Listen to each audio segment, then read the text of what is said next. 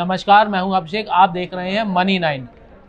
दुनिया में जब भी मंदी की बात आती है तो सबसे पहले हम इसका कनेक्शन सोने के साथ देखते हैं। जब जब मंदी की गहराती है तब तब सोना मजबूत होता है, लेकिन इस बार जब मंदी की आहट है, हर जगह मंदी की बातें हो रही हैं, तब हम सोने के साथ कुछ उल्टा देख रहे हैं।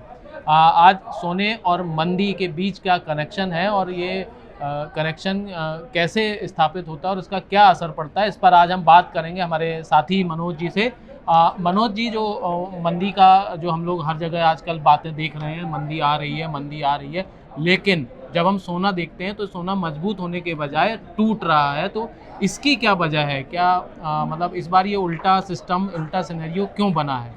देखिए अभिषेक, ग्लोबली जब भी इकोनॉमिक क्राइसिस किसी भी तरह का हो, मंदी हो या युद्ध जैसी स्थिति हो, तो लोग एक सुरक्षित निवेश, सेफ हेवन बाइंग के तौर पर गोल्ड की तरफ अट्रैक्ट होते हैं और उसमें अपना पैसा लगाना शुरू करते हैं। और जब भी इस तरह का कोई सिनेरियो बनता है, मंदी आती है या इस तरह का कोई बड़ी संकट का समय होता है, तो गोल्ड में बाइंग बढ़ जाती है और उसके प्राइस बढ़ना शुरू हो जाते हैं।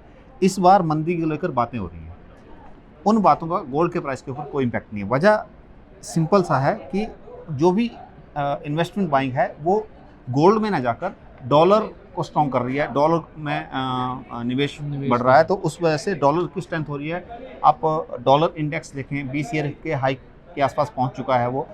आज हालांकि कुछ नरमी है, लेकिन अभी भी काफ़ी हायर लेवल पे बना हुआ है। तो डॉलर स्ट्रॉन्ग होगा, जब भी करेंसी जब भी स्ट्रॉन्ग होगी तो करेंसी का एक जो नेगेटिव इम्पैक्ट कमोडिटी के ऊपर आता है। तो गोल्ड उस इम्पैक्ट वाली कमोडिटी में सबसे आगे रहता है।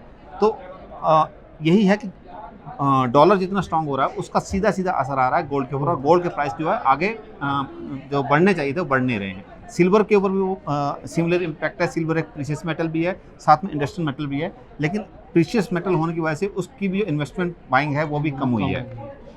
मतलब ये हम ये कह सकते हैं कि जो डॉलर इंडेक्स है वो मजबूत हो रहा है क्योंकि जो यूएस में है वो इंटरेस्ट रेट बढ़ने के पूरे चांसेस हैं। तो मतलब वहाँ बढ़ रही है लगातार। हाँ, यूएस में लगातार इंटरेस्ट रेट बढ़ रही है और ग्लोबली जो इन्वेस्टमेंट है वो डॉलर की तरफ अट्रैक्ट हो रहा है। उसकी वजह से डॉलर को स्ट्रेंथ मिल रही है।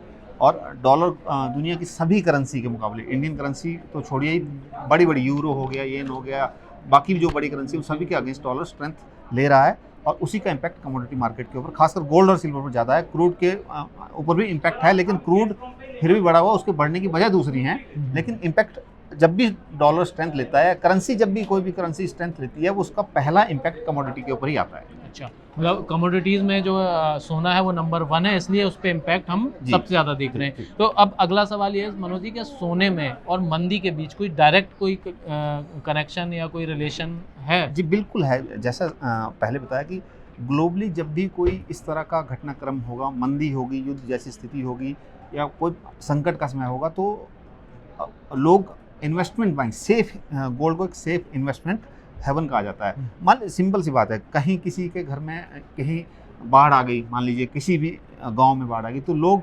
जल्दबाजी में क्या लेके निकलेंगे? जो सबसे इजीली कैरी अपने साथ कर सकते हैं उन चीज़ों को लेके लेंगे। तो इजीली गोल्ड को इजीली कैरी किया जा सकता है। गोल्ड के लिए वो अट्रैक्शन है। ग्लोबली कहीं भी संकट आएगा तो गोल्ड के लिए एक अट्रैक्शन बढ़ता ही है। वही इम्पैक्ट मार्केट के ऊपर भी देखने को मिलता है। मतलब गोल्ड एक बहुत लिक्विडिटी कमोडिटी है, उसको हाँ, बहुत इजीली कैरी हो सकती है। कहीं भी आप उसको कन्वीनियंटली अपने साथ कैरी कर सकते हैं। इजीली उसको करेंसी में कहीं भी कन्वर्ट करवा सकते हैं। दुनिया की किसी भी करेंसी के एक्सचेंज में गोल्ड देखिए, किसी भी करेंसी में आप उसको एक्सचेंज करवा लीजिए, तो वो इजीली मूव होने वाली एक कमोडिटी है। तो इसलिए प्रीशियस है, उसका बहुत ज़्यादा एडवांटेज देता है उसको कैरी करने में। तो इसलिए गोल्ड को लेकर जो इन्वेस्टमेंट है वो ग्लोबली जब भी इस तरह के क्राइसिस हो वो बढ़ती है, लेकिन इस बार ऐसा नहीं है। तो अभी क्या रेट चल रहा है? अगर हम बात करें रेट की, अगर हम ग्लोबली मार्केट में $1700 के आसपास गोल्ड का प्राइस है पर आउंस का, और इंडियन मार्केट में 50,000 के आसपास है। इंडियन मार्केट में ग्लोबल मार्केट से कंपैरिजन किया जाए तो थोड़ा महंगा है। वजह है यहाँ 15% ड्यूटी है। साथ में जैसा मैंने कहा कि करेंसी का इम्पैक्ट कमोडिटी के ऊपर आता है, गोल्ड के ऊपर पहले दिखता है। तो क्योंकि इंडियन करेंसी वीक है, उसकी वजह से भी थोड़े से प्राइस 50,000 के आसपास इंडियन मार्केट में बने हुए हैं। अच्छा, मतलब जो गोल्ड की प्राइस है वो इंटरनेशनल मार्केट में कम है, तो क्या अगर सेंट्रल बैंक की बाइंग का जो ट्रेंड हम पिछले महीनों से देख रहे हैं, क्या उस पर भी कोई इसका असर आया है? बढ़ी है या घटी है? क्या ट्रेंड है अभी? सेंट्रल बैंक की बाइंग लगातार बढ़ रही है, इसमें कोई वो नहीं है। ग्लोबली बहुत सारे सेंट्रल बैंक हैं वो अपने जो रिज़र्व है करेंसी का उसमें गोल्ड की फॉर्म में भी रखते हैं। तो कई सेंट्रल बैंक ने गोल्ड की फॉर्म में करेंसी का जो रिज़र्व है उसको बढ़ाया है। इंडियन जो सेंट्रल बैंक का RBI वो भी लगातार हर महीने अपना गोल्ड रिज़र्व बढ़ा रहा है।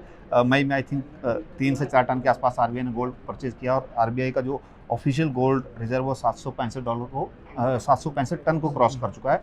इसके अलावा बहुत सारे सेंट्रल बैंक हैं ग्लोबली जो गोल्ड परचेज़ कर रहे हैं। कुछ सेंट्रल बैंक ने बेचा भी है, लेकिन अगर नेट देखा जाए वर्ल्ड बैंक की परचेज और सेलिंग का तो मई के दौरान आई थिंक 39 टन के आसपास सेंट्रल बैंक की परचेजिंग रही है, नेट परचेज में रहे हैं वो जी।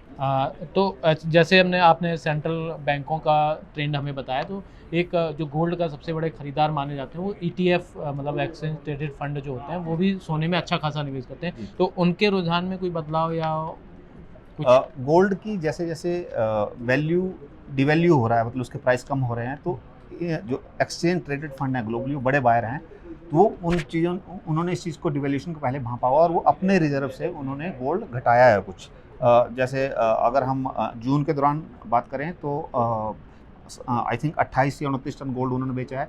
पूरा जून क्वार्टर की बात करें तो आई थिंक 39 टन के आसपास उनका गोल्ड एग्जिट हुआ है उनकी होल्डिंग से। बट इसके कंपैरेटिव लास्ट ईयर से कंपैरिजन अगर किया जाए, अभी भी जो ग्लोबली पूरे एक्सचेंज ट्रेडेड फंड हैं गोल्ड के, उनके पास 37 approximately 3800 tonne, 3792 I think exact figure है, 3800 टन के आसपास उनके ऑफिशियल रिजर्व में गोल्ड बना हुआ है, जो कंपैरेटिव टू लास्ट ईयर अभी भी 6% ज़्यादा है। तो जो ETF है उन्होंने अपने रिजर्व से गोल्ड की होल्डिंग घटाई है, लेकिन अभी भी उनका जो रिजर्व है वो कंपैरेटिवली पिछले साल से ज़्यादा बना हुआ है। तो एक अगर बहुत ज़्यादा वो अपने रिजर्व से घटाएंगे तो उसका इम्पैक्ट मार्केट में भी दिखेगा, लेकिन इमीडिएटली उन्होंने बहुत बड़ी सेलिंग नहीं की है, बावजूद इसके डॉलर स्ट्रेंथ गेन कर रहा है डॉलर में, लेकिन उसके बावजूद जो ETF है वो अभी भी उतनी फास्टली गोल्ड जो है अपने रिजर्व से नहीं निकाल रहा है। मतलब यही वजह है कि जो ये गोल्ड सोने में जो गिरावट आ रही है वो सीमित है ETF की होल्डिंग की वजह से।